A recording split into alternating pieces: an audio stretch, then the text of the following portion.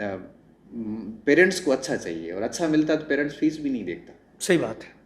और पेरेंट्स का फीडबैक बहुत महत्वपूर्ण है। मैं तो कहता हूँ, आज भी गार्जियंस को कहता हूँ कि आप अपने बच्चे को एडमिशन दिलाने से पहले फीडबैक लीजिए।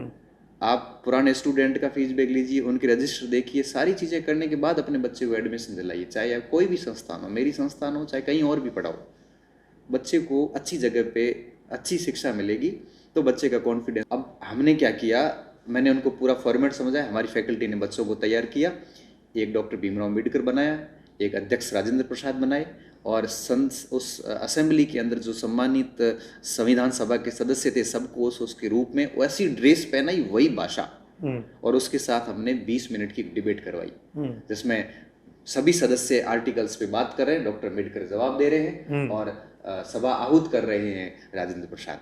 और वो मैंने वीडियो अपलोड किया, यूट्यूब के ऊपर भी आप अपन देख सकते हैं। मुझे कई सारे लोगों के मैसेज आए कि यार सच में आपने संविधान सभा को जीवंत कर दिया। नमस्कार साथियों, नए पॉडकास्ट में स्वागत है। आज हमारे साथ में डॉक्टर गणपत सिंह राजपुरोहित मौजूद है, असिस्टेंट प्रोफेसर हिस्ट्री।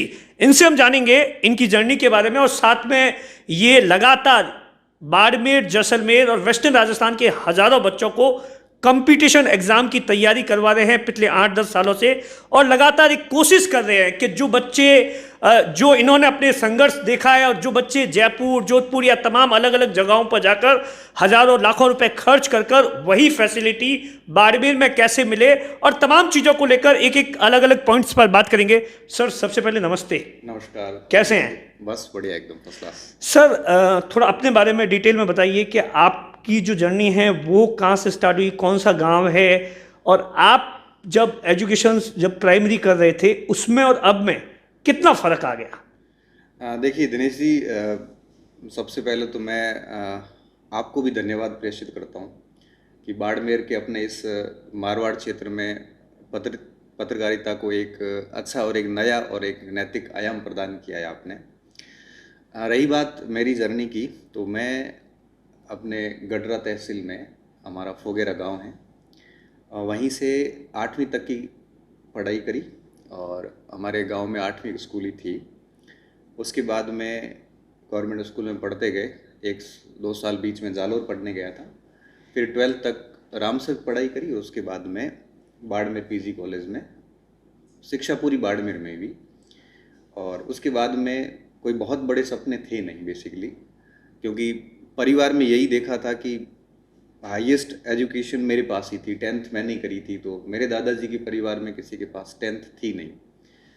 तो जिसके परिवार में बहुत अधिक पढ़े लिखे लोग नहीं होते हैं, तो उसके दिमाग में बहुत अधिक सपने भी नहीं आते। फिर जब बाड़मेर आए, अच्छे लोग मिले, अच्छे ग्रुप बन गए, और उनके साथ साथ हमने भी पढ़ना शुरू कर दिया, और फिर सोचा कि टीचर बन जाएंगे, ठीक है। फिर और तो टीचर वाला आइडिया कहाँ से आया? कोई ऐसा कुछ आइडिया? ये मार्केट में एक जनरल धारणा थी कि भाई मास्टर आराम से बन जाते हैं। अच्छा, इतना ऐसा सुना था पहले। हाँ लेकिन अब तो हमारी धारणाएं बदल गई है कि मास्टर बनना इतना आसान है नहीं। हाँ। फिर थोड़ा और पढ़े, अच्छे मार्क्स आते थे तो साथी कहते थे आप और बढ़िया कर सकते हो। तब सोचा कि प्रशासन में जाएंगे। फिर प्रशासन का दिमाग में रहा, सेना का तो हमेशा से दिमाग में था। फिर सिचुएशंस ऐसी हुई, हेल्थ थोड़ी बिगड़ गई दिल्ली के अंदर, और उसके बाद में सब कुछ छोड़ के एजुकेशन में आ गया। और एजुकेशन में 2nd grade, 1st grade, headmaster, ये सारी सेवाएं देते देते, हालांकि हेडमास्टर में मैंने ज्वाइन नहीं किया क्योंकि मेरा प्रोफेसर में हो गया था, तो मैंने कहा किसी एक की सीट क्यों ही ख़राब करनी, तो मैंने डॉक्यूमेंट्स भी नहीं दिए, और मैंने मेरे साथियों को भी देने नहीं दिए जिनका प्रोफेसर मेरे साथ हो गया था। और फिर 18 में प्रोफेसर ज्वाइन कर लिया, तो तकरीबन 7 वर्ष हो गए कॉलेज शिक्षा में सेवा देते देते। तो ये जर्नी बड़ी यूँ कहिए कि श्रम साध्य और काफ़ी संघर्ष भरी भी रही है। हालांकि हर व्यक्ति के जीवन में संघर्ष होते ही है, आप आगे बढ़ोगे तो डेफिनेटली संघर्ष आएंगे ही, क्योंकि हम कोई सोने की चम्मच लेके तो पैदा होते नहीं है। ये मेरी बात ही नहीं, आप मारवाड़ के किसी भी व्यक्ति से बात करोगे तो संघर्ष देखा ही है। क्योंकि मैं ये मानता हूँ कि अपने गाँव से बस से चढ़ के बाड़मेर आना भी बड़ी बात है। इन बड़ी पवित्र संस्थाओं में सेवा देना तो बहुत बड़ी बात है। वहाँ से यहाँ तक बाड़मेर आने के लिए भी संघर्ष करना पड़ता है। 3-3 घंटे तो बस ले लेती है 60 किलोमीटर पार करने में। अभी तो ठीक है, फिर भी हाँ, कनेक्टिविटी रोड्स वगैरह अच्छी हो गई, तो अपने लिए ये बहुत बड़ी उपलब्धि है कि भाई हम आज एक फोगेरा गांव का लड़का केरल में बैठे हुए एक व्यक्ति को पढ़ा रहा है, तो मुझे बड़ा फक्र सा होता है कि भारत का कोई स्टेट नहीं है जहाँ पे मेरा स्टूडेंट नहीं है। ऐसा मैंने तो 4 साल पहले नहीं सोचा था। बस नियति को क्या मंजूर होता है वो आपको मिल जाता है, बस मेहनत हमारे बस में होती है, उसको हम बढ़िया तरीके से कर सकते हैं, वही मैं कर रहा हूँ। नहीं तो सर, टीचिंग से इतना प्रेम क्यों? क्या चेंज करना चाहते थे, या आपने उन तमाम चीज़ों को बहुत नज़दीकी से देखा कि आपको लगा कि नहीं यार, एक गांव में आने वाला बच्चा, उसके लिए किस तरीके के चैलेंज होते हैं? फिर आपने, क्योंकि आप बता रहे कि आपने दिल्ली तक का सफ़र तय किया, तो इस दौरान आपने क्या कुछ देखा, और फिर आपने जब आपकी पहली जॉब लग गई या दूसरी जॉब लग गई टीचिंग को लेकर कि मुझे ये चेंज करना है, उसमें आपने किस तरीके से चेंज किया? सही बताऊँ तो टीचिंग में जब मैं स्टार्टिंग में इनिशियल स्टेज पे आया था तो दिमाग में ऐसा कुछ टारगेट था नहीं, बस ठीक है जॉब के हिसाब से आ गए थे और गवर्नमेंट जॉब में आ गए तो ठीक है कि बच्चों को पढ़ा रहे थे। जब मैं टीचिंग के रूप में पहली जॉब मेरी वरिष्ठ अध्यापक सामाजिक विज्ञान में थी, गांव में लगा था, वहाँ मुझे एक बड़ा नया एक्सपीरियंस मिलता है। अच्छा। कि पिछले 10 साल की जो मेरी पढ़ाई थी, जो मैंने 2005-06 से अच्छे से शुरू कर ली थी, जो 6-7 साल की अच्छी पढ़ाई थी, उनको जब मैं बच्चों को पढ़ाता था ना तो मुझे बड़ा अच्छा सा भाव आता था। बच्चे बड़े गौर से सुनते थे, उनको नई नई चीज़ें बताता था और पाठ पढ़ाता था तो एक पहले दिन तो पूरा चैप्टर ही समझाता था उनको बिना किताब खोले हुए, और फिर बच्चों के जो वापस रिएक्शन आते थे उससे मुझे लगता था कि इनको और बताया जाए। वहाँ से मुझे लगने लगा कि इनको जितना ज्ञान देते हैं उतना बच्चे ज्ञान ग्रहण भी करते हैं, उतना आपका रिस्पेक्ट बढ़ता जाता है। और वहाँ से मुझे रिस्पेक्ट मिली तो मेरी लालसा भी बढ़ी कि इसको और बड़े लेवल पे काम किक आई। हाँ, वहीं से काम शुरू हुआ सेकंड ग्रेड में। फिर जब मैं फर्स्ट ग्रेड बना, सेकंड ग्रेड बनने के बाद में जब मैं कोचिंग इंडस्ट्री से जुड़ा, अब स्कूल टाइमिंग हो गया, उसके बाद में जैसे टाइम फ्री मिलता था तो बाड़मेर में सक्सेस पॉइंट संस्थान जो उस समय युवराज जी ने स्थापित किया था, और युवराज जी उस संस्थान को चला रहे थे, तो उनके इकोनॉमिक्स के कुछ चैप्टर रहे हुए थे, तो उन्होंने बड़ा आग्रह किया कि सर अगर आप एक बार सेवा दे देते तो हमारा हो जाएगा। तो मैं वहाँ पढ़ाने के लिए गया इकोनॉमिक्स। बेसिकली मेरा सब्जेक्ट इकोनॉमिक्स, आईएएस मेंस में मेरा हिस्ट्री हिस्ट्री तो बाद में हुआ, ज्योग्राफी इकोनॉमिक्स पहले थे ऑप्शनल, हिस्ट्री को मैंने बहुत बाद में लिया। तो उस समय भी नहीं, आज तक की स्थिति यही है कि इकोनॉमिक्स बाड़मेर में मैं अकेला ही पढ़ाता हूँ। तो उन्होंने रिक्वेस्ट की तो मैंने कहा मैं आ जाऊँगा। मेरे थोड़े पैरामीटर्स अलग थे, मैंने कहा देखो मैं आऊँगा, मेरे कोई भी काम में हस्तक्षेप नहीं होना चाहिए, पैसे वैसे की कोई मेरी बात है नहीं, मेरी स्थिति ठीक है भगवान की मेहरबानी, और बस मुझे टोकना नहीं है कि कितनी क्लास में करना है कैसे करना है, मैं फुल टाइम लूँगा। फ्रीडम चाहिए मुझे, मतलब मैं अपने स्टाइल से काम करना चाहता हूँ, क्योंकि आप मुझे ये नहीं बता सकते कि आपको कैसे पढ़ाना है। सही बात है। मैं शिक्षक हूँ और मैं मेरे हिसाब से पढ़ाऊंगा।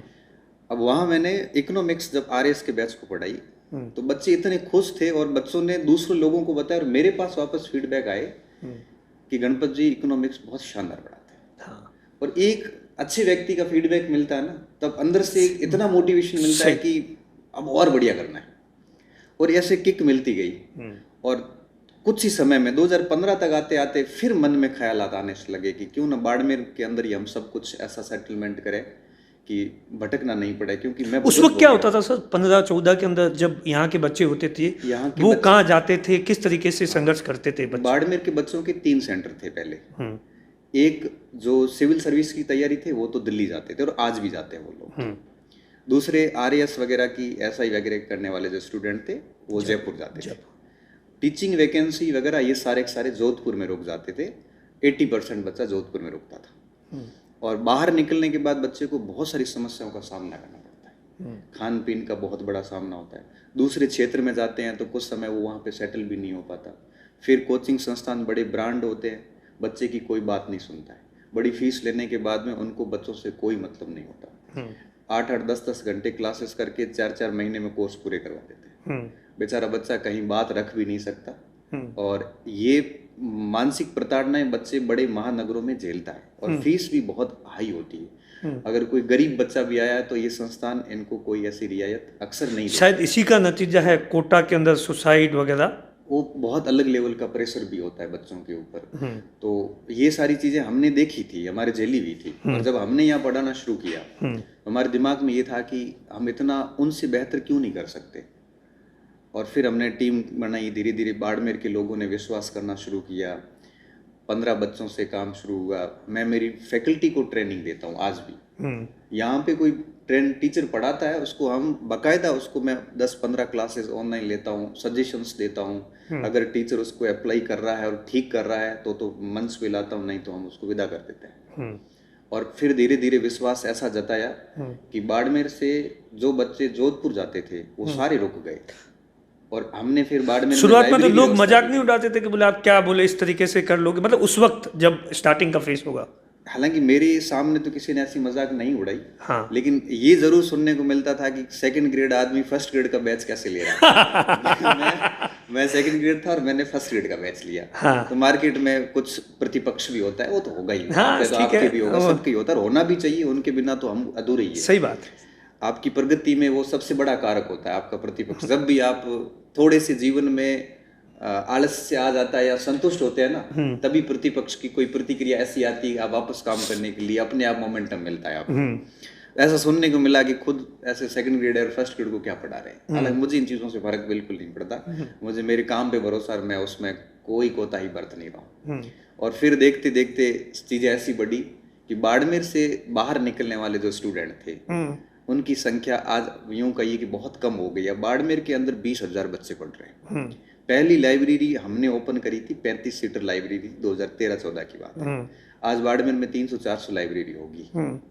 और फिर पूरा ऐसा माहौल सेट हुआ कि आज बाड़मेर का बच्चा रेयर केसेस में बाहर जाता है, कोई पारिवारिक डिस्टर्बेंस हो रहा है या फिर कोई ऐसे कोचिंग जैसे कोई साइंस वगैरह का बाड़मेर में अभी तक है नहीं इतना, तो वो बच्चे जरूर बाहर जा रहे हैं।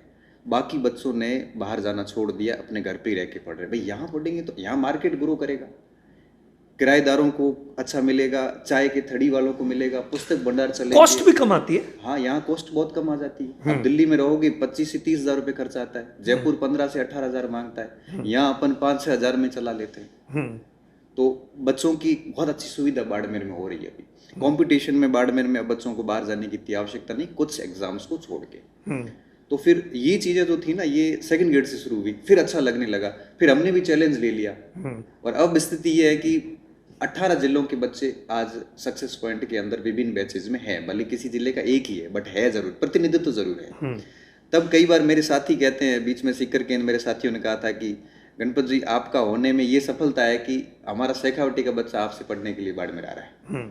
ये इतना बड़ा पैराडिज्म शिफ्ट जो हुआ है, ये आप सभी लोगों की बदौलत। और मैं मानता हूँ बाड़मेर को शिक्षा का हब बनाने में बहुत सारे लोगों का योगदान, उसमें हमने भी अपना योगदान दिया और आगे और इसको बढ़िया करेंगे।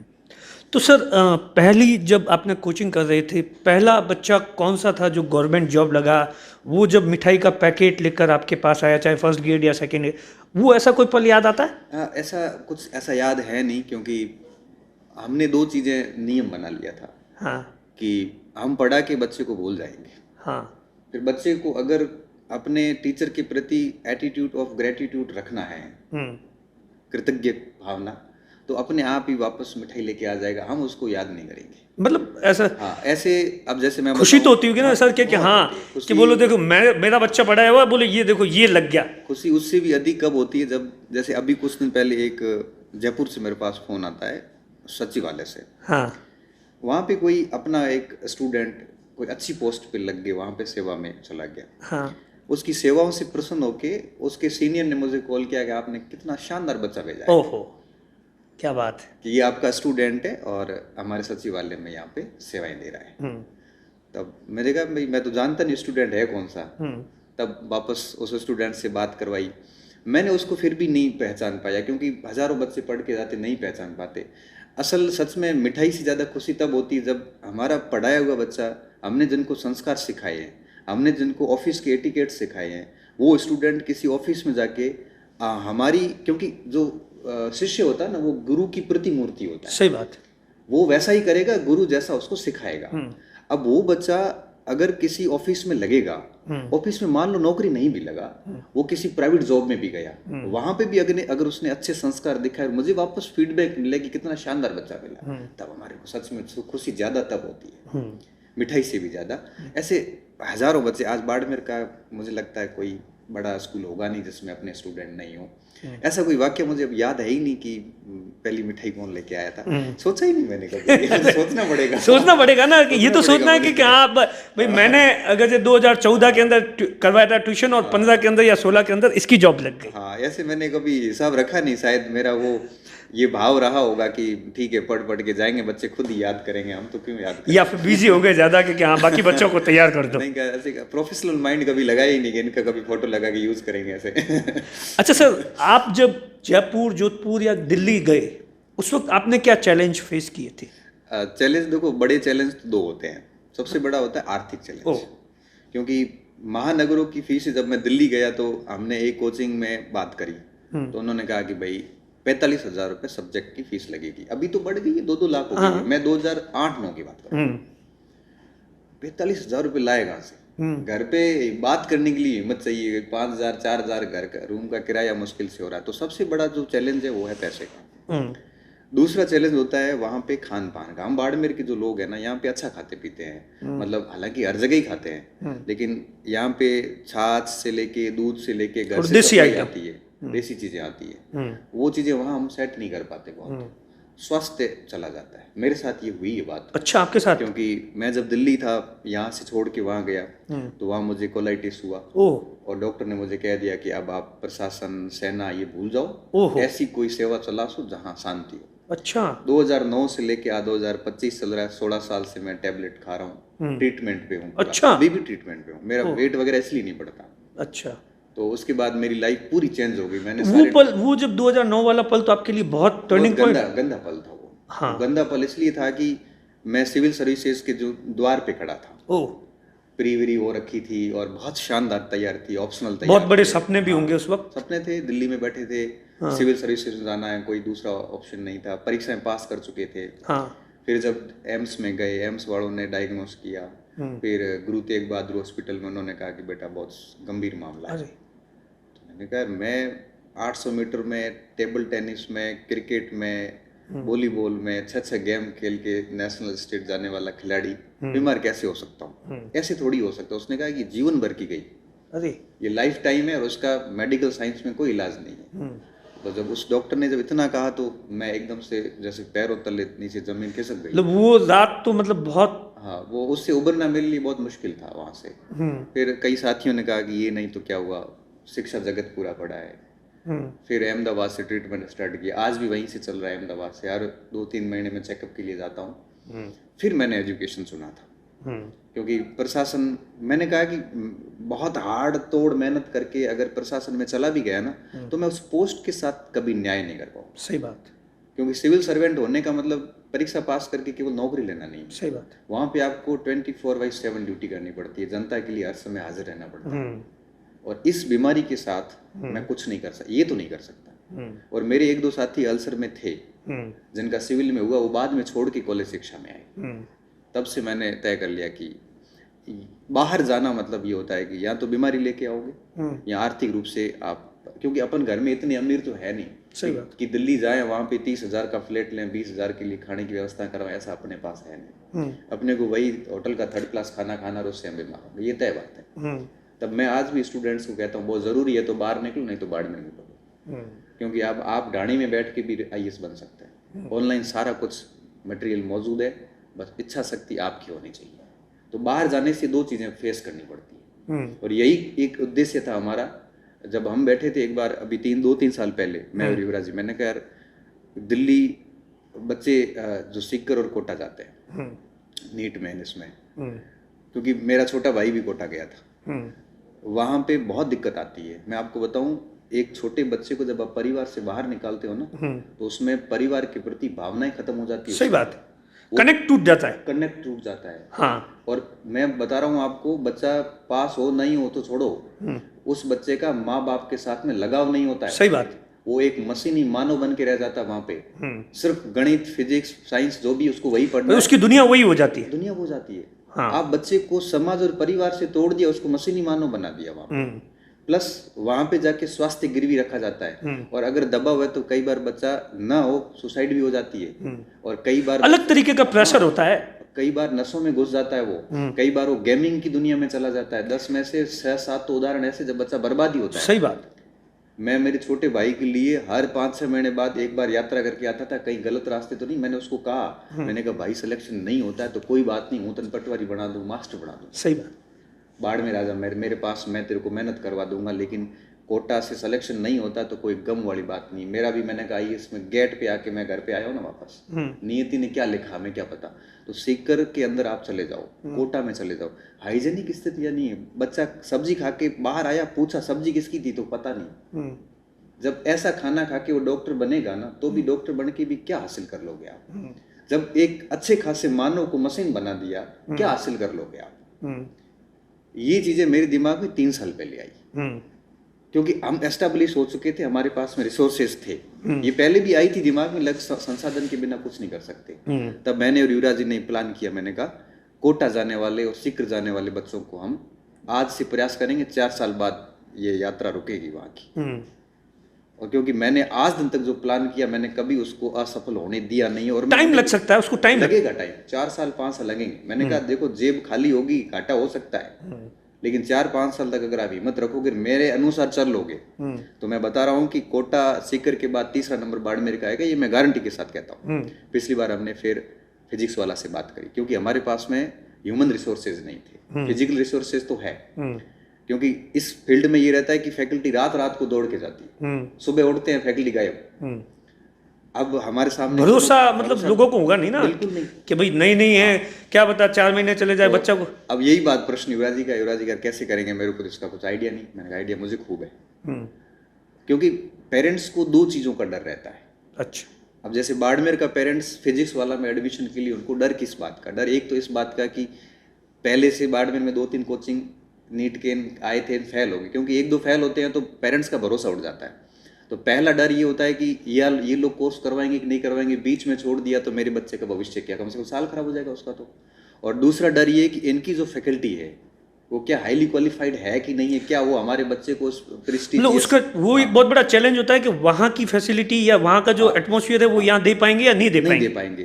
तो मैंने फिर बहुत सोच समझ के प्लानिंग करी।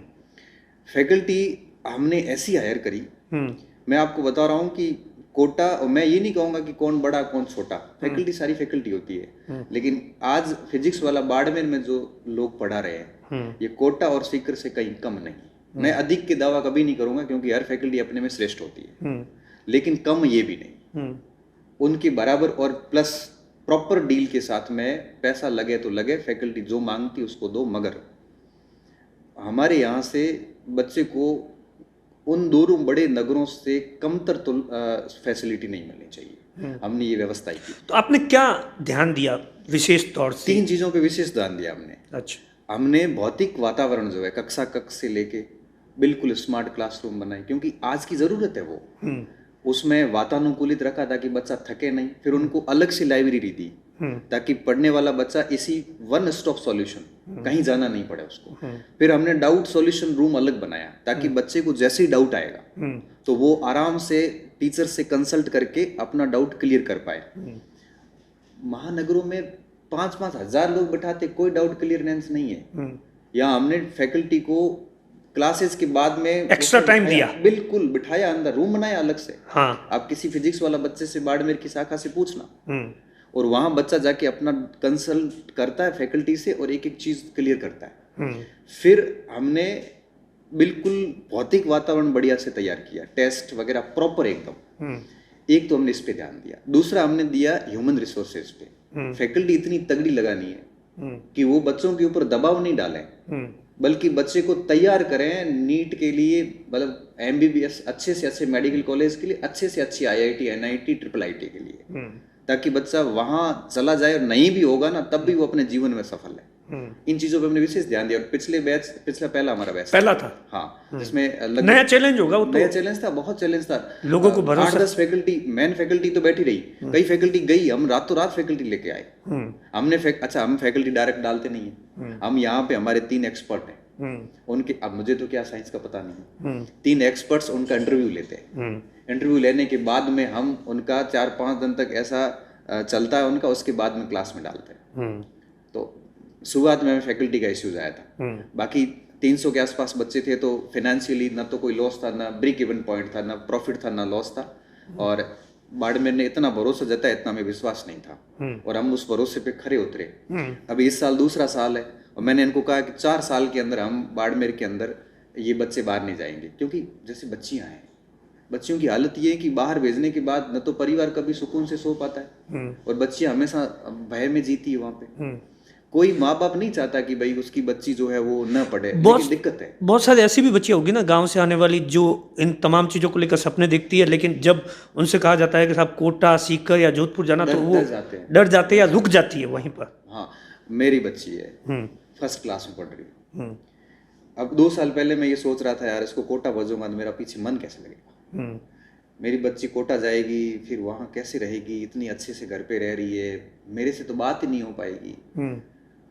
मेरे दिमाग में ये थॉट्स चले। तो हम एक दिन कॉलेज में बैठे डिस्कस कर रहे थे सर के साथ। सर ने कहा आप क्यों टेंशन ले रहे हो, आपने तो खुद ने स्टार्ट कर दिया। फिर मैंने हाँ याद आया, हमारा खुद का बच्चा यहीं पढ़ लेगा, मुझे कोई दिक्कत नहीं। तो अब जब मैं बच्चियों की लेवल से सोचता हूँ ना, तो उनके लिए गोल्डन प्लेस है, क्यों फालतू बाहर धक्के खाए, यहाँ बैठ के भी आराम से चीजें की जा सकती है। तो जैसे एजुकेशन में बाड़मेर में आए हैं ना, तो ये थॉट्स आते रहे। अब वो नीट और जेई के लिए हमने 1 स्टॉप सॉल्यूशन कर दिया यहाँ पे। और आप देखना, मैं आपको अपन आज बैठे हैं, 4 साल बाद फिर मिलेंगे, तब आप वापस आओगे सर वाकई में आपने ये करके दिखाया। क्योंकि मैं पर्सनल ध्यान दे रहा हूँ इस पे। मैं पढ़ाता नहीं हूँ फिजिक्स, मगर फैकल्टी सारी से कनेक्ट हूँ, बच्चों से बात करता हूँ कि कैसा चल रहा है, अच्छा चल रहा है। तो ये सारी चीजें थी। तो मेरा मन हमेशा रहता है कि बाड़मेर में हर परीक्षा की तैयारी हो, और हमारे बच्चों को बाहर भटकना नहीं पड़े, इमरती 2-2-2.5 लाख की फीसेस देने नहीं पड़े, कम खर्चे में यहाँ पे उनका काम हो जाए, माता पिता के साथ में रह के पढ़े, घर का भोजन खाएं और आराम से पढ़े, माता पिता का नियंत्रण रहे ऊपर। कोटा में हर महीने 1-1, 2-2 सुसाइड होती है। मैं आपको विश्वास के साथ कह रहा हूँ सर, कि अगर यही बच्चे अपने माँ बाप के साथ रह रहे होते तो ऐसी सुसाइड नहीं होती। क्योंकि माँ बाप हर दिन बच्चे को मोटिवेट करते हैं, मोरली सपोर्ट करते हैं। बच्चा कमजोर हो रहा है तो उसका इलाज करते हैं। रिश्तेदार, परिवार मतलब साथ में रहते हैं, तो एक क्या है कि भूमि से ही प्रेम होता है। बाहर के क्षेत्र में जाने के बाद हमारे भी गलत थॉट आते थे, यार नहीं हुआ तो क्या करेंगे, यहाँ बैठे बैठे कोई दिक्कत नहीं है। तो एक मुझे लगता है कि घर की जो चीजें होती है ना, अगर वहां मिल रही है तो वो बेस्ट है। तो इस हेतु प्रयास कर रहे हैं बढ़िया से। तो सर, आप जब गांव से निकले थे, गांव के बच्चे के लिए और ख़ास तौर से बच्चियों के लिए क्या चैलेंज होते हैं? आपने देखा होगा, क्योंकि इस इलाके के अंदर अब जाकर बहुत बड़ा चेंज आया है एजुकेशन में, क्योंकि बच्चियों को भी आगे बढ़ा रहे हैं। वो तमाम फेस, उनके माता पिता को आप क्या कुछ कहना चाहेंगे?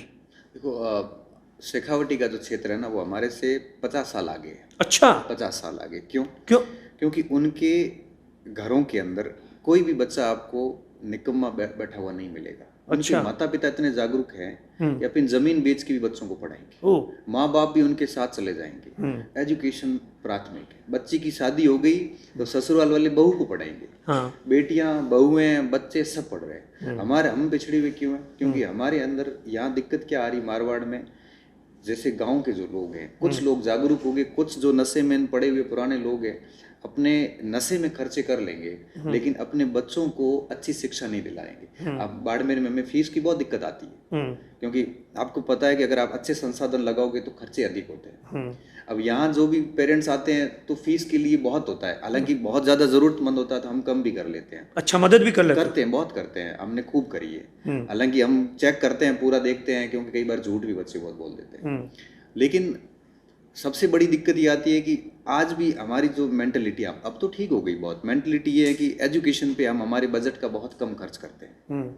अब गांव में बैठा हुआ एक बच्चा, अगर उसको आप शहर नहीं भेजोगे तो वो, आप सोचो कि दिल्ली यूनिवर्सिटी में पढ़ने वाले स्टूडेंट से पिछड़ जाएगा, वो उसको कभी कॉम्पीट नहीं कर पाएगा। तो बाड़मेर के अंदर ये दिक्कतें थी। लेकिन अब जैसे आप कह रहे हो ना कि अभी स्थितियां बदल गई। अब बच्चे बाड़मेर में खूब आ रहे हैं। जैसे अभी हमने सेंट्रल यूनिवर्सिटी एंट्रेंस टेस्ट का एक बैच लिया छोटा सा, उसमें भी कई सारे बच्चे आए, पढ़ रहे थे। दिल्ली यूनिवर्सिटी, BHU, JNU, उसके बारे में बच्चे सोच रहे हैं, यहाँ आ रहे हैं, और हम शिक्षक यहाँ पे उनको प्लेटफॉर्म दे रहे हैं। तो इससे हमारे को ऐसा लगता है कि अगर बाड़मेर कि बच्चे इसी तरह से आते रहे, पेरेंट्स की थोड़ी मानसिकता बदलती रही, तो यहाँ पे हर प्रकार की सुविधा आने वाले सालों में मिल जाएगी। मैं बताऊं, जैसे ये साइंस का आइडिया था, इसी तरह एक बार जब हम जवाहरलाल नेहरू विश्वविद्यालय में गया था, मेरा एडमिशन नहीं हुआ था क्योंकि उस समय हायर एजुकेशन में आरक्षण दे दिया था और कुछ चीज़ें रही कि नहीं एडमिशन हुआ, परसेंटेज बेस पे DU मेन होता था, तब नहीं हुआ। तब एक बार मैं और हमारे फैकल्टी टीम बैठी थी, मैंने कहा क्यों ना इनको फाउंडेशन पढ़ाया जाए। दिमाग में चीज़ें आई और हमने 1 साल तक इसकी रूपरेखा बनाई। अच्छा। रूपरेखा बनाने के बाद में हमने सोचा कि देखो कोचिंग इंडस्ट्री बाड़मेर में अच्छी से स्थापित हो गई और आज सब अच्छे चल रहे हैं। फिजिक्स वाला के जरिए हमने नीट और IIT को टारगेट कर लिया और इसमें बाड़मेर ने बहुत अच्छा रिस्पांस दिया और बाड़मेर को हम भरोसा दिलाते हैं कि इस मामले में 4 साल बाद चीज़ें और बदलने वाली है। फिर हमारे मस्तिष्क में आया कि आर्ट्स वालों के लिए क्या, क्योंकि 10वीं 9वीं 10वीं 11वीं 12वीं के जो 4 साल होते हैं, यह बच्चे के एक प्रकार से। मेरा ये सवाल था कि जैसे मैं जब पढ़ाई करता था तो जब हम लोग 12th कर देते थे, ग्रेजुएशन के बाद में ऐसे सोचते थे कि साहब हमें की करा, मतलब इस टाइप से। बिल्कुल, तो वो मतलब एक उसके क्या एक टाइम पूरा निकल जाता था, हमें मतलब गाइड करने वाला भी कोई नहीं होता। कोई नहीं था। ये अपनी सेम स्थिति है, मेरे हिसाब से अपना दौर सेम ही था। मेरे 2005 में 12वीं में थी। हाँ, मेरी आपकी? मेरी 2004 के आसपास हुई। मतलब अपन लगभग सहपाठी रहे। हाँ।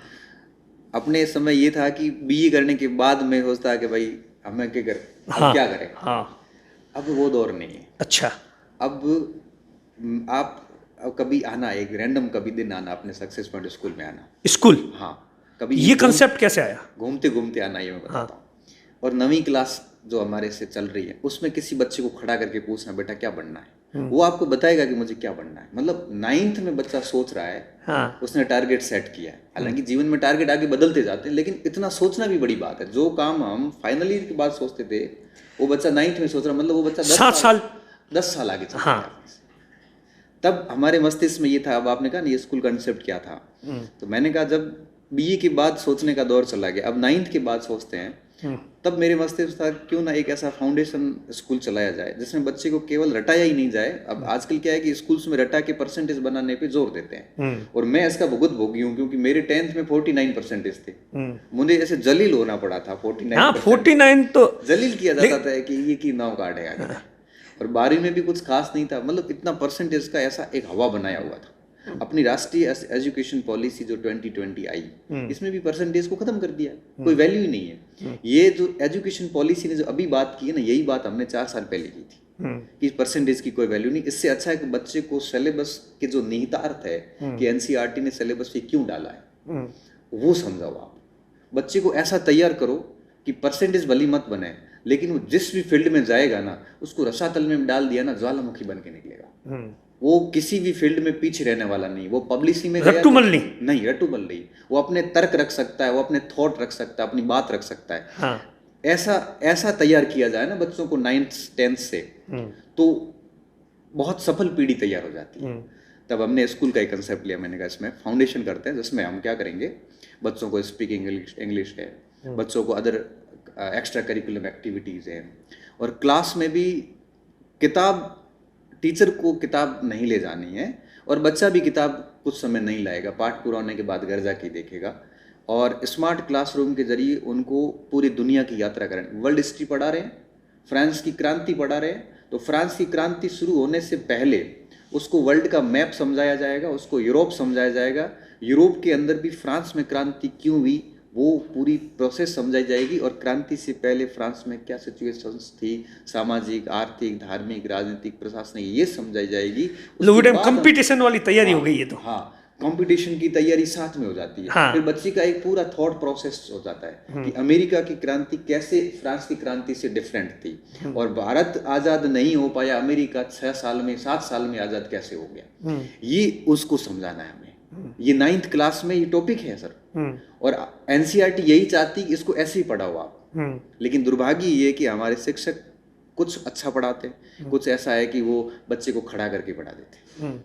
तब हमने ये फॉर्मेट लिया कि 9th से लेके 12th तक ऐसा फाउंडेशन करो उसको कि 12th के बाद बच्चा अगर CUET देता है, सीधा सेंट्रल यूनिवर्सिटी में जाएगा, 4 साल में अपना भविष्य सेट कर देगा। अगर वो कहीं नहीं लगा ना तो कहीं पे भी पढ़ा के भी वो अपने आप को ग्रो कर सकता है। तो इस प्रकार का कंसेप्ट था हमारा 9 से 12 तक का। और आज की तारीख में इतना प्यारा चल रहा है वो, उसमें हिंदी इंग्लिश दोनों मीडियम है। मैं तो पत्रकार महोदयों को, शिक्षा अधिकारियों को, सबको, शिक्षकों को भी कहता हूँ, जब भी आपको टाइम मिलता है, आपको लगता है कि गणपत जी ने कहा है ऐसा कि हमारे स्कूल के बच्चे, फिजिक्स वाला के बच्चे इतने अच्छे हैं, आप रैंडम आइए ना कभी, आके उनसे बात करिए, आपको लगेगा कि सच में बच्चे कितने तैयार हो रखे हैं। मैं खुद जाता हूँ, अभी बीच में पिछली बार 14 अप्रैल को आपको बताया कि डॉक्टर अम्बेडकर जयंती होती है, तो मैंने बच्चों से और उनके फैकल्टी से बात की। मैंने कहा मुझे लाइव डिबेट चाहिए इनकी, कॉन्स्टिट्यूशन असेंबली की डिबेट, जिसमें डॉक्टर अम्बेडकर ने सामान्य सभी सदस्यों के प्रश्नों के जवाब दिए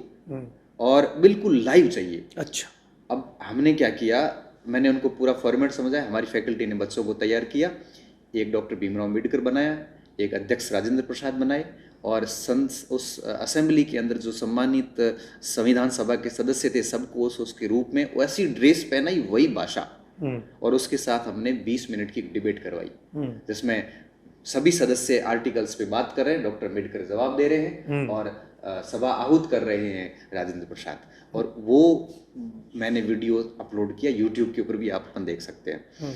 मुझे कई सारे लोगों के मैसेज आए कि यार सच में आपने संविधान सभा को जीवंत कर दिया, कि ऐसे संविधान सभा काम करती थी। ये बच्चे कौन है, 9, 10th, 11th के।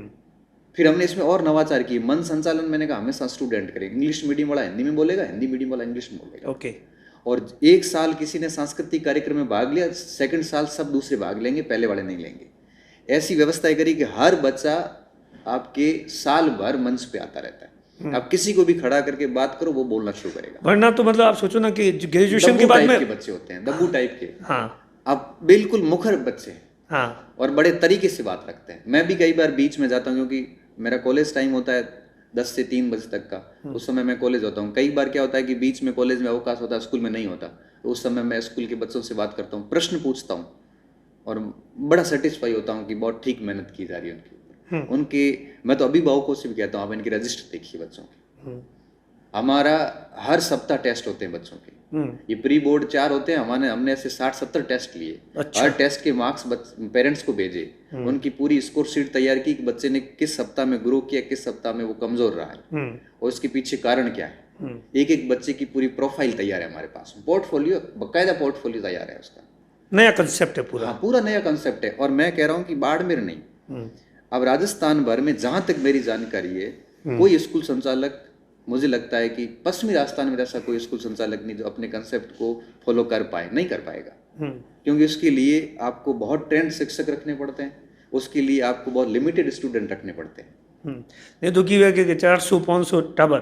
बस हमने कहा कि इस क्लासरूम में 60 बच्चे बिठाने तो 60 ही बिठाने हैं, और आप उसको अगर उसमें 400 बिठाओगे तो फिर आप पर्सनल ध्यान नहीं दे पाओगे। इसलिए क्लास कोचिंग में चल जाता है। कोचिंग में क्या, बच्चे मैच्योर आते हैं, स्कूलिंग बच्चे छोटे होते हैं, उनके ऊपर विशेष ध्यान देना पड़ता है। तो हमने कोचिंग इंडस्ट्री के साथ में फिजिक्स वाला के बाद में ये फाउंडेशन काम किया, ताकि 9 से हमारा बच्चा है वो बाड़मेर का तैयार होना शुरू कर दे। और स्थिति ये होती, पिछली बार हमारे जून में एडमिशन फुल हो गए थे। ओके। कोई एडमिशन नहीं, और ये स्थिति इस बार मुझे लगता है मई में आ जाएगी, क्योंकि पेरेंट्स को अच्छा चाहिए, और अच्छा मिलता तो पेरेंट्स फीस भी नहीं देखता। सही बात है। और पेरेंट्स का फीडबैक बहुत महत्वपूर्ण है। मैं तो कहता हूँ, आज भी गार्जियंस को कहता हूँ कि आप अपने बच्चे को एडमिशन दिलाने से पहले फीडबैक लीजिए। आप पुराने स्टूडेंट का फीडबैक लीजिए, उनके रजिस्टर देखिए, सारी चीज़ें करने के बाद अपने बच्चे को एडमिशन दिलाइए। चाहे आप कोई भी संस्थान हो, मेरी संस्थान हो, चाहे कहीं और भी पढ़ाओ, बच्चे को अच्छी जगह पे अच्छी शिक्षा मिलेगी तो बच्चे का कॉन्फिडेंस हमेशा। तो वीक में ऐसा भी है, कोई स्पेशल डे वगैरह भी होता है? हाँ, होता है ना। हम जैसे गवर्नमेंट के आदेश अनुसार नो बैक डे होता है शनिवार को, तो हम शनिवार को बच्चों को पढ़ाते नहीं। शनिवार को बच्चों को न्यूज़पेपर रीडिंग कैसे करनी है, बहुत सारे गेम जिसमें बहुत सारी सीख मिलती है, ये सारे काम करवाते हैं। सांस्कृतिक गतिविधियाँ, न्यूज़पेपर रीडिंग बहुत अच्छे से करवाते हैं। अच्छा। इंग्लिश और हिंदी दोनों, अखबार में क्या पढ़ना है, कैसे पढ़ना है, उसका नोट्स कैसे बनाना है, ये 9th का बच्चा भी सक्सेस पॉइंट का करता है। और ये कंसेप्ट किसी विद्यालय में आपको देखने को नहीं मिलेगा। आप तो जाते हैं विद्यालय में, पता है हमारे बच्चे को पता है कि न्यूज़पेपर कैसे रीड करना है, क्योंकि आपको पता है कि तैयारी का एक बेस होता है अखबार, वो पढ़ना। आज ये है कि MA पास बच्चों को भी अखबार पढ़ना ठीक से नहीं आता है। वो चीज़ें इस तरह से हम हर सैटरडे करते हैं। इवन पिछली बार तो हम टूर भी लेके गए थे, इस बार अभी तक ले जाके नहीं पाए। तो कोशिश करेंगे कि इन दिनों में हम एक बार कोई ऐतिहासिक स्थल का भ्रमण भी कर, खिलाने भी ले जाते हैं हम स्टेडियम में, परमिशन लेके जाते हैं हम, खिला के भी आते हैं। तो सभी प्रकार का ओवरऑल उस पर। अच्छा, हमने टिफिन अनिवार्य किया हुआ है। माँ बाप आएंगे या जिस हॉस्टल में रह रहा है वो यहाँ टिफिन पहुंचा के जाएगा, बच्चा भूखा नहीं रहेगा यहाँ पे। तो कई हॉस्टल्स ने हमारे बच्चे भी उन्होंने वापस लिए, उन्हें वापस ले जा सकते हो, लेकिन बच्चा सुबह 8 बजे 7 बजे आ रहा है तो पीछे आप टिफिन लेके आओगे, रेस्ट में बच्चा यहाँ टिफिन खाएगा, उसके बाद पढ़ेगा। कई स्कूल्स में ये होता है कि बच्चा सुबह 7 बजे आता है, 2 बजे तक उसकी हालत खराब हो जाती है। सही बात है। उसके लाइसोसोम एक्टिव हो जाते हैं, बेचारे बच्चे भूख में मर जाते हैं। પછી पढ़ने लगे भाई भूखे पेट बचत नहीं होएगा। सही। भूखे पेट बच्चों की आंतें इतनी अच्छे से काम करती है, उनको प्रॉपर डाइट तो मिलनी चाहिए। पिछली बार हमने ये व्यवस्था तक करवाई, तो उन्होंने कहा कि हमारे खर्चे बढ़ रहे हैं, हॉस्टल वालों ने भी किसी ने कहा था। तो हमने कहा टेम्पो का खर्चा हम खुद देंगे, ये खर्चा आप वहन कीजिए, और बीच में हमारी रेस्ट इतनी बजे होती है, 4 बच्चे हैं आपके हॉस्टल के तो 4 टिफिन पहुंचा देना। हमने ये तक व्यवस्था की ताकि टिफिन में भी भोजन आएगा, ये पास्ता ऐसे फालतू चीजें नहीं आएगी। ये तक हमने तय कर रखे, क्योंकि देखो बच्चा हेल्दी होगा तभी वो मानसिक रूप से काम कर पाएगा। तो सर, कोविड के बाद में एक नया दौर आया, बिल्कुल, ऑनलाइन और ऑफलाइन। क्या आपने नोटिस किया, और ऑनलाइन और ऑफलाइन के अंदर है वो बच्चे को, क्या ऑनलाइन के अंदर बच्चा उतना पढ़ पाता है या नहीं पाता है, या अभी आपके वर्तमान के अंदर आपका एक्सपीरियंस क्या कहता है इसके बारे में? किन बातों का ऑनलाइन वाले बच्चे को ध्यान रखना चाहिए तमाम चीज़ों को लेकर? कोविड के बाद में ऑनलाइन मोड जो आया ना, इसमें कई फायदे हैं, कई नुकसान भी हैं। फायदा ये है कि जैसे गांव में बैठी गृहिणी या ऐसे परिवार, बहुत गरीब बच्चा जो कोचिंग्स की फीस अफोर्ड नहीं कर पाता, ऐसे लोगों के लिए ऑनलाइन वरदान है। अच्छा। क्योंकि 3,000, 4,000, 5,000 में उसको पूरा कोर्स उसके मोबाइल में मिल जाता है। नहीं तो वो महानगर की 20-30 हज़ार की फीस प्लस 12 महीना रहने का खर्चा वो अफोर्ड नहीं कर पाता। गांव में बैठी हुई गृहिणी जो कभी महानगर जाके नहीं पढ़ पाएगी, उसको घर बैठे अपने मोबाइल में सारे कोर्सेज मिल जाते हैं। अच्छा। एक वो बच्चा जिसको अच्छे शिक्षक से पढ़ना है, जैसे मैं यहाँ बैठा हूँ, मैं इतिहास पढ़ाता हूँ। अब जैसे मान लो साउथ राजस्थान के कोई स्टूडेंट, उनको मेरे से इतिहास पढ़ने, वो तय बात है कि यहाँ नहीं सेट हो पाएंगे, तो उसको उसके घर पे बैठे बैठे ही उसने मेरा कोर्स पढ़ लिया। अच्छा। और पिछली बार मैंने इतिहास समागम करवाया था तो राजस्थान के सभी जिलों से कोई न कोई सिलेक्शन मेरा हुआ था, मेरे बच्चों का, मतलब मेरे स्टूडेंट का हुआ था। तो ये ऑनलाइन की ही कृपा दृष्टि रही कि बच्चों को हर प्रकार की सुविधा बहुत ही कम कीमत पे मिल जाती है। टीचर के लिए भी फायदेमंद हुआ, क्योंकि क्षेत्र, भौगोलिक सीमाएं खत्म हो गई।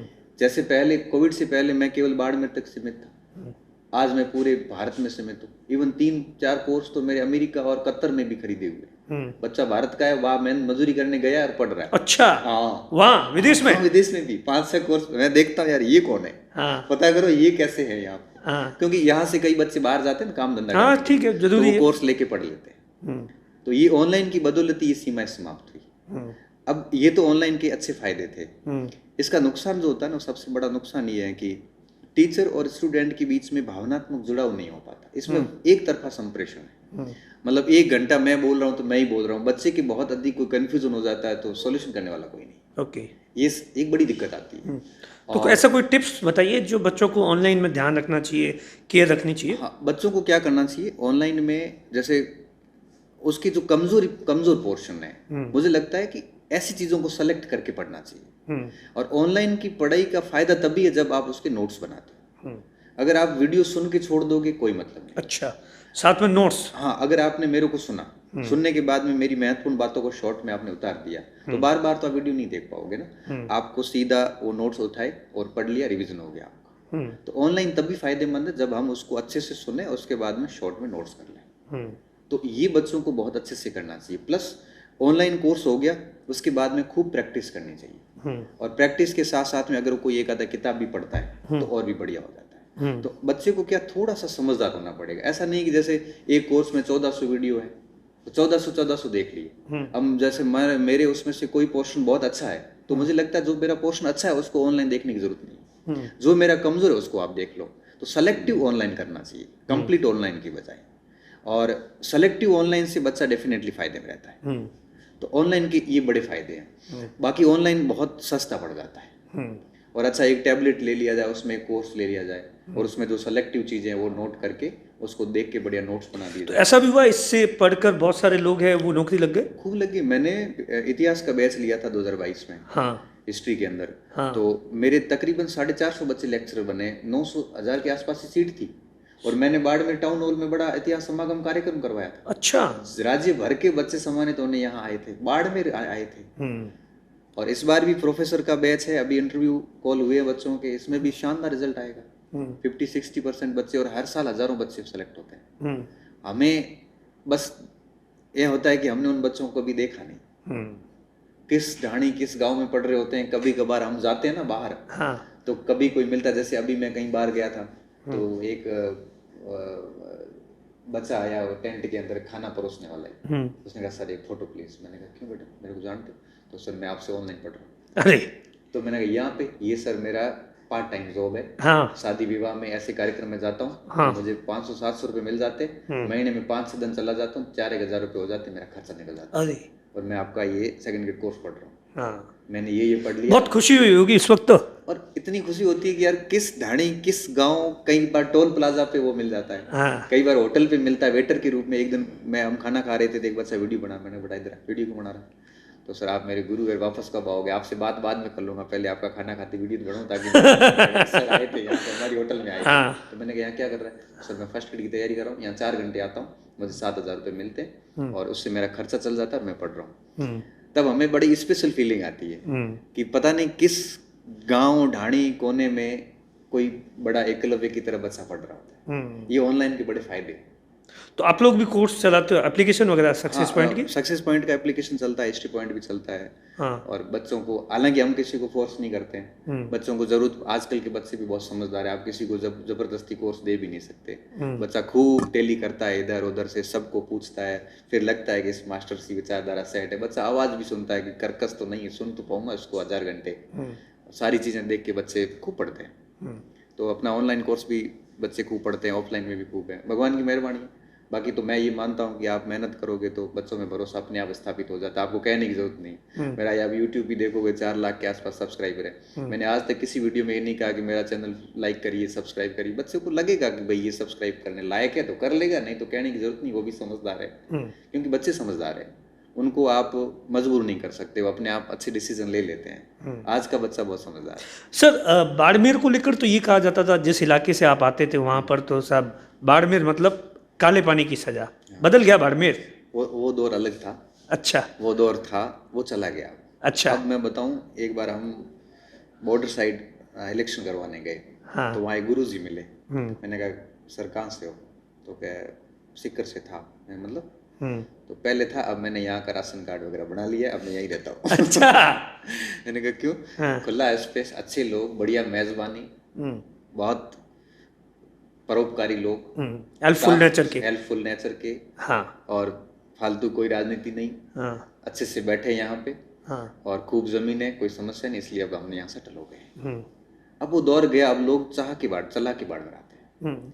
यहाँ एजुकेशन की सारे अच्छे इंस्टीट्यूट बन गए हैं, यहाँ आपको हर चीज मिल जाएगी अब, और सुविधाएं हो चुकी हैं, मोटी मोटी सुविधाएं भी हो गई है। तो अब बाड़मेर के अंदर कोई कमी नहीं रही। अभी प्रोफेसर के रिजल्ट आए थे हिंदी में, तो बाड़मेर और बीकानेर दोनों से 50 बच्चे प्रोफेसर बने आउट ऑफ 200। राजस्थान में 200 सीट थी, 50 2 जिलों के, बाड़मेर के 25 बच्चे हैं। अच्छा। हाँ, तो आप सोचो कि 25% पोस्ट अकेला बाड़मेर लेके आया है। हाँ। और ऐसा हर आगे कई सब्जेक्ट में होने वाला है।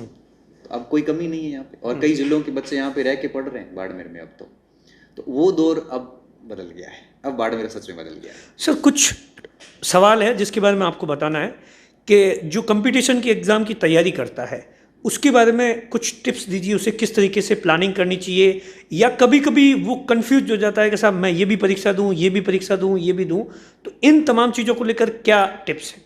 मैं अक्सर कहता हूं कि सरकारी सेवा की तैयारी करने वालों को 3-4 बातों का ध्यान रखना चाहिए। अच्छा।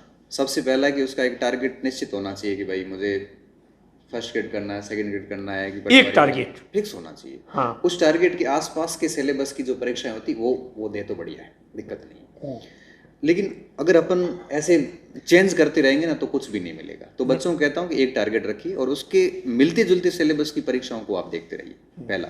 दूसरा, कंसिस्टेंसी और कंटिन्यूटी, ये लगातार रखिए भाई। 1 साल 2 साल जो मेहनत करते हो कंटिन्यू करते रहिए। ऐसे नहीं हो कि बीच में 4 महीने घर जाओ, ऐसे नहीं होना चाहिए। मतलब एक बार फिक्स है 2 साल करना, मतलब उसको जी जान से टिक जाओ। परीक्षा तक रात दिन एक कर लो, 2 अटेम्प्ट तरीके से ले लो आप। कंसिस्टेंसी रखो, मतलब हर दिन आप 5-6 घंटे पढ़ना, मतलब पढ़ना है। और तीसरी बात, लिमिटेड मटेरियल रखो आप। ये ऑनलाइन कोचिंग कर रहे हो तो कर लो आप, ऐसे नहीं 10 जगह से कोचिंग कर ली, 10 यही ले तो नहीं, यही पढ़ो वो नहीं पढ़ो, फिर कुछ नहीं होना। अच्छा, मटेरियल लिमिटेड, एक लिस्ट बना के आज से किसी व्यक्ति से बात करके लिस्ट बना दो, बस उसके अलावा कुछ नहीं। और मटेरियल लिमिटेड हो गया, और अब आप 10-15 बार उसको पढ़ लो और रिवीजन कर लो। मैं कह रहा हूँ कि दुनिया की कोई ताकत आपको बाहर नहीं कर सकती। और मैं आपको बताऊँ दिनेश जी, आज का जो दौर है, जो मैंने आपको 4 बातें बताई, इसमें बच्चा चारों में फेल है। ना तो वो टारगेट फिक्स है उसका, ना उसके पास में लिमिटेड कंटेंट है, भरी हुई पड़ी लाइब्रेरी बना दी घर को, न उसके पास कंटिन्यूटी, न कंसिस्टेंसी। 4 महीना खेत में काम करे आवे, 2 महीना ये था पढ़े, 3 महीना पास हो जावे, कोई मजाक। फिर वो लंबा खिंचता रहता ना। हाँ, फिर लंबा खिंचता रहता है, फिर आखिर थक हार जाता है। हाँ, चारों में फेल है। हाँ। ना 10 बार रिवीजन करता है। हाँ। अब आप कहोगे कि सर मेरी नौकरी नहीं लगी, कहाँ से लगेगी? जब आप पास होने के चारों नियमों के, अच्छा सबसे बड़ी समस्या क्या है, बच्चा झूठ बोलता है खुद से। दुनिया से बोला जो तो बोले, खुद से झूठ बोलता है। खुद से कैसे? ये मुझे आता है, ये मैं कर लूंगा, ये मैंने पढ़ लिया है। खुद को डफूल बना रहा है वो। और परीक्षा हॉल में ये सारे पत्ते खुल जाते हैं, हो जाता है। तैयारी में ईमानदार नहीं, ईमानदारी से कहते ना ये मुझे पाठ नहीं आता है, तो कम से कम वो सुधार तो करेगा। सही बात। परीक्षा में फेल होने के बाद में कई बच्चे मेरे पास आते हैं, सर फेल हो गया, कारण क्या? कारण पता नहीं। मैं कह रहा हूँ कि दिनेश जी, अगर आपके साथ कोई घटना हुई है ना, तो आपको कारण पता है। सही बात। आप नहीं कह रहे हो, इग्नोर कर रहे हो। इग्नोर कर रहे हो, तो इसका मतलब आप झूठ बोल रहे हो, आप ईमानदार नहीं।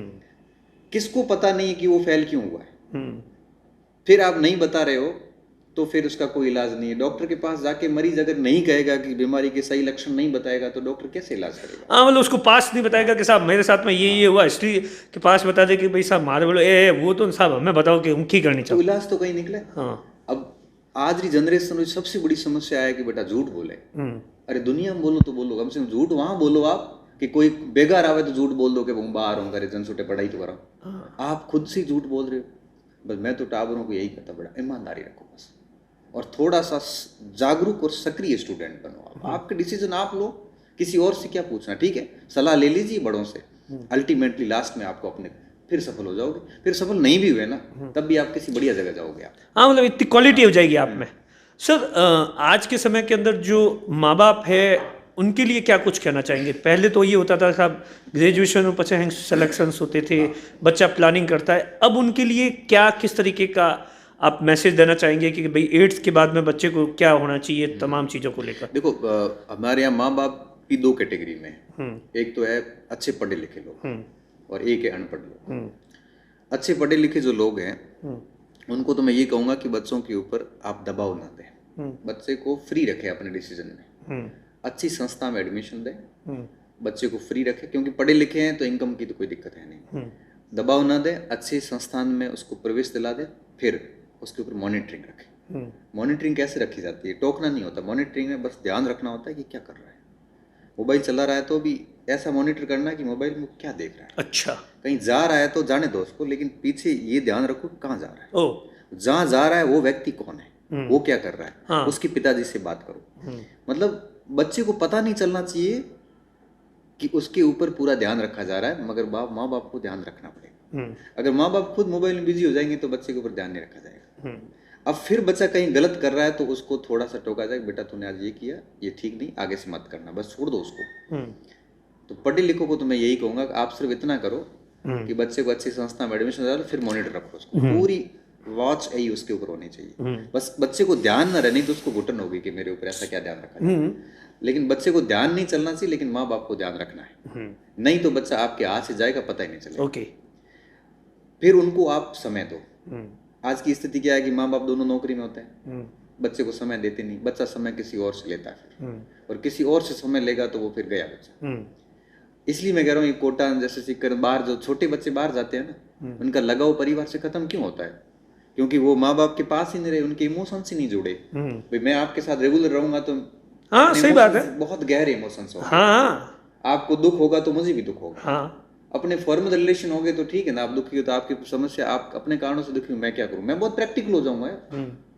और ऐसा मैंने देखा है, कई बच्चों को देखा है जो वहां जाने के बाद में ऐसे प्रैक्टिकल हुए, माँ बाप से बात नहीं करते, फोन नहीं करते सप्ताह में एक बार भी। ओ माँ बाप का फोन आता तो भी नहीं उठाते। ऐसी स्थिति आ चुकी है समाज में। और ये बात जो मैं बोल रहा हूँ ना, ये जो भी बाहर भेजे हैं ना बच्चे, वो इस बात को महसूस कर पा रहे होंगे कि सर सही कह रहे हैं। तो उनको तो ये ध्यान रखना। अब जो अनपढ़ लोग हैं ग्रामीण परिवेश से, ग्रामीण परिवेश में, उनको तो क्या है कि कुछ भी नहीं पता, वो पैसे देने वाले लोग हैं। अब उनको तो मैं कुछ भी कहूँ तो भी कोई ज़्यादा कुछ है नहीं। बस उनको तो यही कहूँगी, बच्चों को जब भी मिले तो ये कहते रहे कि बेटा हमारी उम्मीदों पे, आशाओं पे खरा ही उतरना, हम आपके पीछे तो आ नहीं सकते, हमें नहीं पता तुम वहाँ क्या कर रहा है। थोड़ा सा इमोशनल करके थोड़ा सा चीज़ों को समझाने में फ़ायदा। बाकी मैं कहूँ कि मेरे पिताजी मेरे पीछे थोड़ी आ सकते थे, या मेरे पिताजी को क्या पता मैं क्या कर रहा हूँ, क्योंकि गांव में बैठे उनको कुछ नहीं पता। और बच्चे आजकल के बहुत शातिर है, बहुत झूठ बोलते हैं, तरीके से झूठ बोलते हैं, अच्छे अच्छे लोगों को डफुल बना देते हैं, तो पता ही नहीं लगता। पता ही नहीं चलता। घर पे कह देते हैं कि कोचिंग करनी, या फीस ला के गेम में डालते हैं। हमारे पास कई अभिभावक आते हैं, घर पे कह दिया कि हमारे कोचिंग में 18,000 रुपये फीस है, यहाँ आके रोते हैं बच्चे कि सर मेरे पास है नहीं, मेरे पापा गरीब है, नशा करते हैं, ऐसे करके मेरी ऑफ कर दो। हमने 9,000 कर दी, वो 9,000 खा गया। तो घर से वो पग पग पे झूठ बोल के आते हैं कई सारे बच्चे, कई बहुत ईमानदार भी होते हैं। तो गांव वाले अभिभावकों को तो यही कहूंगा कि भाई बच्चों को सपोर्ट करिए, पैसे मांगते हैं तो पैसे दीजिए, उनके आप अपने नशे पतों में कटौती कर लो, मगर बच्चे की एजुकेशन, क्योंकि आपका सबसे बढ़िया इन्वेस्टमेंट यही है। आप भले जमीनें ले लो, सोना ले लो, पूत कपूत तो काहे धन संचन, पूत सपूत तो काहे धन संचन। पूत कपूत है तो आपने कितना भी धन संचित किया है, 1 साल में गायब। सही बात। सपूत है तो धन संचित की जरूरत है नहीं, वो अपने आप कर लेगा। तो आपका सारा धन वहाँ लगना चाहिए। एक मुझे उदाहरण है, बाड़मेर में एक हम रहते थे रूम में, तो एक रात को एक कुल्फी बेचने के लिए एक व्यक्ति आते थे। अच्छा। तो हम कुल्फी उनसे जनरली रात को खाते थे, उस समय 8-9 की बात है। एक दिन अनायासी पूछ लिया, क्योंकि हर दिन कुल्फी खाते हैं तो एक अटैचमेंट हो गया। तो मैंने पूछा, उन्होंने पूरा परिचय दिया। मैंने कहा आपके बेटे क्या करते हैं? तो सर मेरे 2 बेटे हैं और 1 बेटी है। क्या करते हैं? तो एक राजस्थान यूनिवर्सिटी में माइक्रोबायोलॉजी में वो पीएचडी कर रहा है, और एक है वो डॉक्टर की तैयारी कर रहा है। अच्छा। और बेटी भी पढ़ रही है। तो मैंने कहा खर्चा? तो कि मैं सुबह सब्जी बेचने जाता हूँ, शाम को 1 गाड़ा लेके आता हूँ, और इनसे चल जाता है। अभी मैंने 2 बीघा जमीन थी महाबार के आसपास, वो सॉरी इधर गेहूं के आसपास, वो भी बेचे, और उनके खातों में पैसे 1-1, 1.5 लाख डाल दिए। अच्छा। मैंने उनको फ्री कर रखा है कि पूरी जमीन भी बिक जाएगी ना, तब तक मैं आपके खर्चे में कमी आने दूंगा नहीं। और अगर आप सफल हो गए तो ज़मीन वापस आ गई, और आप अगर विफल हो गए, आप गलत चले गए, तो वैसे मेरे तो ये ज़मीन है, मैं क्या करूँगा, साथ थोड़ी ले जाऊँगा। सही बात है। तो हमारे लिए वो बड़ा, वो एकदम आश्चर्यजनक चीज़ें थी। फिर क्या होता है, 3-4 साल बाद जब मैं, फिर हम भी बाहर चले गए पढ़ने के लिए, 2-3 साल बाद वापस आए उसी रूम घर पे, तो वो बा आए ही नहीं कुल्फी वाले। मैंने कहा आजकल बाहर नहीं आ रहे, कहाँ गए? तो क्या पता नहीं, आ नहीं रहे आजकल। तो फिर हमने इधर उधर से 2-3 दिन बैठे थे, पता किया, एक दिन वो अनायासी बा मिल गए, कहीं सुबह सब्जी वाले में काटे मिल गए। मैंने कहा वाह आजकल आप आते नहीं। तो अब मैंने काम करना छोड़ सा दिया, कभी कभी सप्ताह में 1 बार कभी निकलता हूँ तो निकलता हूँ, मैं करता नहीं। क्यों? तो एक बेटा मेरा साइंटिस्ट बन गया, जो माइक्रोबायोलॉजी में कर रहा था वो, और दूसरे वाला बच्चा जो है वो एम्स में डॉक्टर लगा हुआ है, और बच्ची है वो स्कूल लेक्चरर लग गई है। तो अब बेटे करने नहीं देते, और मैं पड़ा बीमार पड़ूंगा, इसलिए मैं फिर जबरदस्ती निकलता। अब आप सोचिए, ये वास्तविक उदाहरण है। और जब मुझे लगा कि माता पिता को बच्चों के लिए सब कुछ समर्पित कर देना चाहिए, फिर अगर वो मिसयूज करेंगे तो वही भुगतेंगे। आपको अंदर से ये तो नहीं लगेगा कि मैंने किया नहीं। अरे सर कई बार ऐसे बच्चे आते हैं जिनको माँ बाप घर से बाहर निकाल देते, पैसे पड़े हैं तो भी नहीं देते। कई ऐसे आते हैं कि बड़े भाई ने घर से बाहर निकाल दिया, शादी करके अलग कर दिया, 2 साल मौका नहीं दिया। एक तो कई बच्चे आते हैं, फिर हम कई बार उनको कहते हैं ट्यूशन पढ़ा, कुछ कर बेटा, कैसे भी कर। कई ऐसे माँ बाप भी, मैं तो ऐसे माँ बाप को कहूँगा कि भरोसा कर लो, 2-4 साल खर्चा दे दो, अगर सफल हो गया तो आपकी ज़िंदगी सफल है, क्योंकि एक माँ बाप की ज़िंदगी तभी सफल मान ली जाती है जब उसकी औलाद सुधर जाती है। और अगर गलत गया तो वही बर्बाद होगा, आपको तो अब आगे कोई 200 साल जीना नहीं। तो कर लेना चाहिए, ऐसे माता पिता को इस प्रकार से कर सकते हैं।